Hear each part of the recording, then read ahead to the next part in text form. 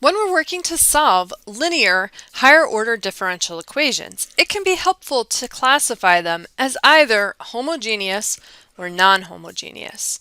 Today, we're going to explore homogeneous equations. Now, when we talk about a homogeneous equation, we're talking about a higher order differential equation in a linear form. So we have an of x times the nth derivative of y with respect to x plus an minus 1 of x times the n minus first derivative of y with respect to x, and so on. And the difference between a homogeneous equation and a non-homogeneous equation is on the right-hand side of the equal sign. So if we have all of the derivatives of y and the multiple of y, the function of y itself, on the left-hand side in this linear form, a homogeneous higher order differential equation will have a 0 on the right-hand side of the equation. That is, there's no function of x that's not being multiplied by y or a derivative of y. A non-homogeneous equation will actually have some function of x that's not 0. So again, we're focusing on homogeneous equations today, so let's move forward with that.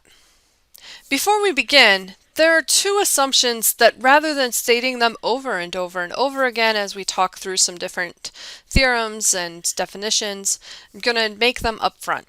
The first one is that the coefficient functions ai of x for all the values of I, 0 up to n, and g of x, that potential function in x that's not multiplied times y or a derivative of y, those are continuous.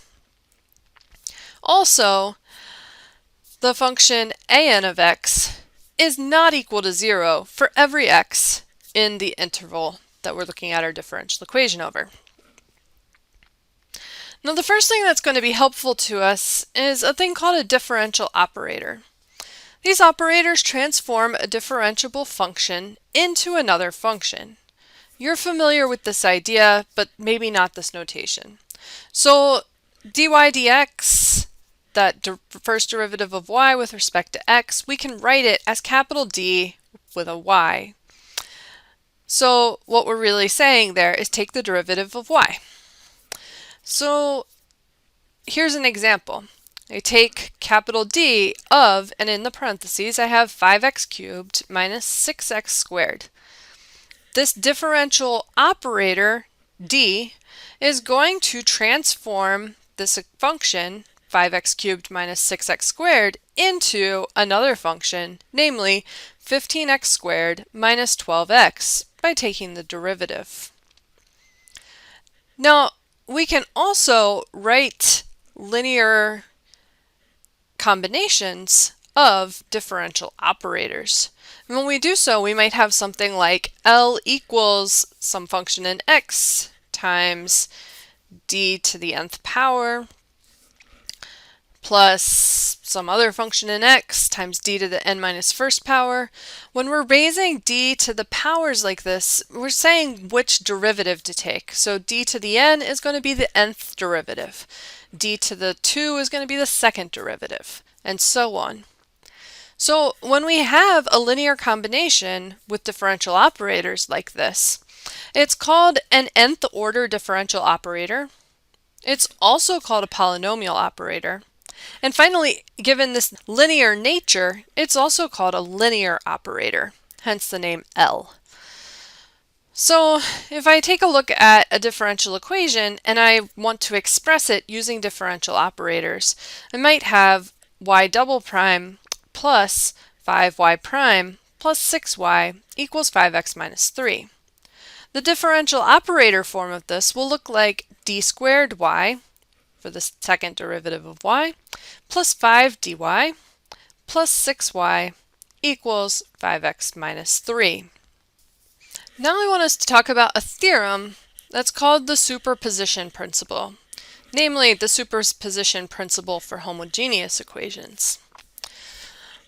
So if we let y sub 1, y sub 2, up to y sub k be solutions of a homogeneous nth order differential equation on an interval I, then the linear combination y equals c1 times y1 of x plus c2 times y2 of x, and so on, where all of those ci values are arbitrary constants for all values of I. That linear combination is also a solution on the interval. So if we take any number of solutions to our homogeneous differential equation and we multiply them times constants and add them up in any kind of way we want, then we have another solution. So there are a couple of corollaries that follow from this theorem. Now remember, corollaries are things that are direct results of the theorem. They're kind of special cases of the theorem. So there's two of them. The first one says that a constant multiple of a solution of a homogeneous linear differential equation is also a solution. That's like making one of my constants anything I want while making the others 0 in the theorem. That's that special case. The second one is that a homogeneous linear differential equation always possesses the trivial solution y equals 0. We find that if all of our constants are 0, and since they're arbitrary constants, they could in fact all be 0, which guarantees us that solution. Now, we're going to talk about a couple more definitions to help us get to yet another theorem. So the first definition is for linear dependence or independence. So a set of functions f sub 1 of x, f sub 2 of x, up to f sub n of x, so there are n functions there, is said to be linearly dependent on an interval I if there exist constants, c1 up to cn, not all 0, such that we can make a linear combination of those functions with those constants as coefficients that equals 0. Now, that has to exist for every x in the interval in order for our set of functions to be linearly dependent. If, however, the set of functions is not linearly dependent, so that set of constants doesn't exist, then it is linearly independent. So we can show that something is linearly independent by showing that C1 up to Cn must all be 0 if we have this linear combination of functions equal to 0. The next definition that we're going to be using is called the Wronskian. So if we have a set of functions f sub 1 of x up to f sub n of x, and each of these functions is differentiable to the point where they have n minus 1 derivatives, then the Wronskian, denoted w of, with all of those functions listed as arguments, is equal to the determinant of the matrix that's formed by taking each of the functions in their original form as the first row, the first derivative of all of those functions as its second row, all the way down to the n minus first derivative of each of those functions as the final row in the matrix. This will be an n by n matrix that we can take a determinant of. So when we have those primes, those little tick marks in here, in this case it's the derivative like you've seen in calculus before. So now we have a theorem. This theorem says that we have a criterion for linearly independent solutions. So now we know what linearly independent means, and now we're going to have this Wronskian tool to help us find those. So the theorem says if we take our y1, y2 up to yn as our n solutions of a homogeneous linear nth order differential equation on an interval I, then the set of solutions is linearly independent on I if and only if, so it's enough to check, that the Wronskian of those n solutions is going to be equal to 0 for every x in the interval. So now that we can check to see if things are linearly independent, we have another definition using this linearly independent solutions idea. So a fundamental set of solutions is any set of n linearly independent solutions of a homogeneous linear nth order differential equation on an interval I. Right? So that's a fundamental set of solutions on that interval. As we move through and work with homogeneous differential equations, it's going to be helpful for us to be able to determine if a fundamental set of solutions exists, and ultimately we want to know what it is. So we have a theorem about the existence of a fundamental set of solutions. Namely, there exists a fundamental set of solutions for a homogeneous linear nth order differential equation on an interval I. The end. All right. And when we have that fundamental set of solutions, then we can work towards having what we call a general solution for homogeneous equations.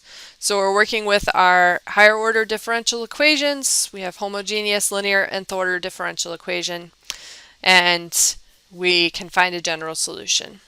So to do so, we have y sub 1 up to y sub n being a fundamental set of solutions of a homogeneous linear nth order differential equation on an interval I. Then the general solution of the equation on the interval is given as y equals a linear combination of each of those solutions.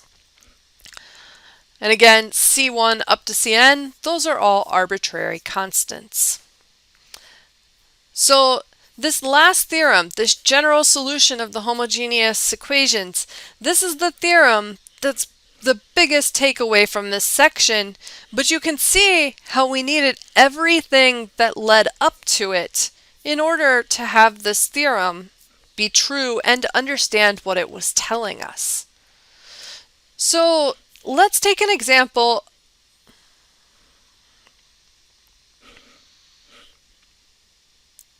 So let's take a look at an example using this last theorem.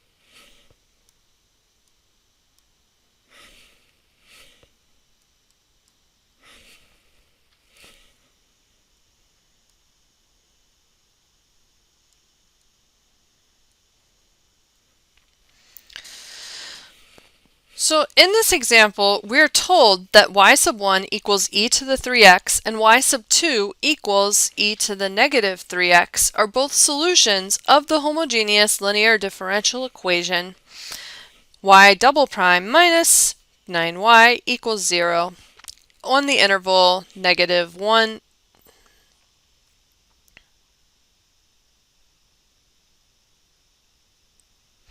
on the interval negative infinity to infinity. So we can look at these and we can try and decide if they're linearly independent or not, but honestly, it's kind of hard to know if things are linearly independent without graphing them and really having a grasp of what linear independence is. But luckily, we have that theorem about the Wronskian to help us out. So we can take the Wronskian of this set of solutions and find out if in fact it's linearly independent. So taking the Wronskian of that looks like taking the determinant of the matrix where I have e to the 3x and e to the negative 3x as my first row, and the derivative of each of those as my second row, so 3e to the 3x and negative 3e to the negative 3x. So that determinant, I take that, I get e to the 3x times negative 3e to the negative 3x minus e to the negative 3x times 3e to the 3x. Now to make this a little bit easier to look at, I'm going to pull the negative 3 out in front. So I have negative 3e to the 3x times e to the negative 3x minus, and I'll pull the 3 out in front again, so I'll have 3e to the negative 3x times e to the 3x. This makes it very clear that I have the same base, namely e, raised to powers, and they're being multiplied together. That means by exponent rules, I can add my exponents. When I do so, I get negative 3e to the 3x minus 3x, or 0, power, minus 3 times e to the negative 3x plus 3x, or 0 power. Anything raised to the 0 power, so e to the 0 power, is 1. So this is negative 3 times 1 minus 3, or negative 6. Since this does not equal 0, then I know that these two solutions are linearly independent. And consequently, e to the 3x and e to the negative 3x is a fundamental set of solutions because I have a second derivative and I have two solutions. So now that I have a fundamental set of solutions, I can use this theorem about finding a general solution. So the theorem says that if I have a fundamental set of solutions of homogeneous linear nth order differential equation on an interval I, then the general solution of the equation is y equals c1 times my first solution, so my first solution is e to the 3x, plus c2 times my second solution, e to the negative 3x. So this right here, y equals c1 e to the 3x plus c2 e to the negative 3x, is the general solution of the equation on the interval. And that's really the big takeaway from this section. Now, getting the solution of e to the 3x and e to the negative 3x might be something that feels kind of magical right now, and it should. So it's okay if it does. We haven't gotten to the point where we're determining those solutions ourselves yet. At this point, for the stuff in this section, you would need to be given the solutions to work with and then be able to check that they're independent, that you have a fundamental set of solutions, and then apply this theorem.